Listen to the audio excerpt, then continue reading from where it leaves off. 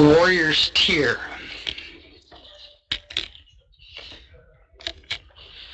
Continued following the native, but I lost him in the fog, consumed in entirety by its guilt and sadness.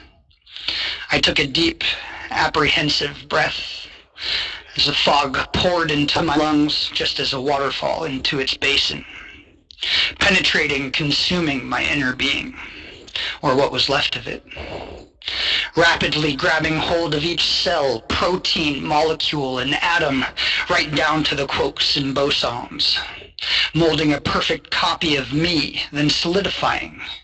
Darkness overcomes. My flesh began to melt away, just as wax from a candle's wick, pooling below.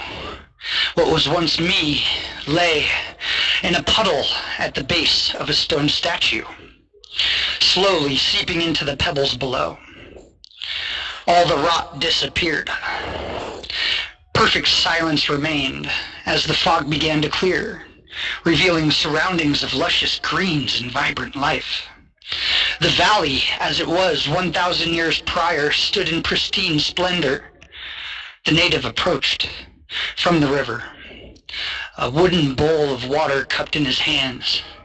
He confronts the statue of stone face to face, his headdress feathered with all the honor of a once great people. A solemn tear fell from his sun-worn eye, the other lost in a battle long forgotten over food stores and survival of his people. The tear lingered on his chin, clinging to one final moment with its creator. Finally surrendering, the tear fell without resistance into the wooden bowl. Its contents rippled outwards in concentric circles. A resplendent sheen of gold fanned outward, then settled.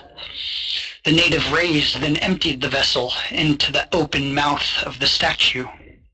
He turned and walked back towards the river in bliss. The native smiled as he rejoined the memory of his people, who remain eternally attached to the land upon which they lived in perpetual balance. A bell rings.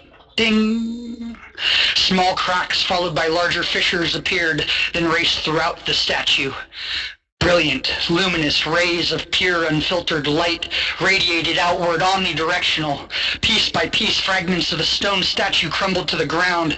Left standing where the statue once stood was the child that survived. A purified being connected deeply to nature, void of ego's illusions. The child who felt only love. The child who felt and loved all unconditionally, as he was one with the all.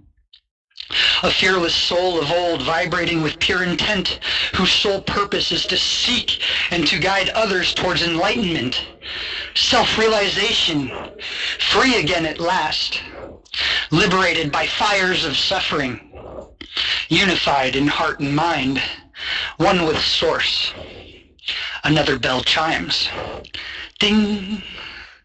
Ascending a path of light into a tunnel, dozens of grinning faces lined the way, beckoning him to continue moving forward. The faces were all those who had seen through the pain he had carried throughout his life. Those who bore witness to his inner light now rejoiced in its return.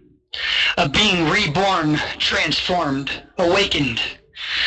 A third bell chimes, ding, as a combat veteran awakens inside of his jail cell, pale and weak, face down upon cold concrete ground, thankful to still be alive. He shivers. A tear fell from the soldier's eye when he saw that all the blood had dried, and the nurse whispered gently into his ear, "Everything's gonna be all right."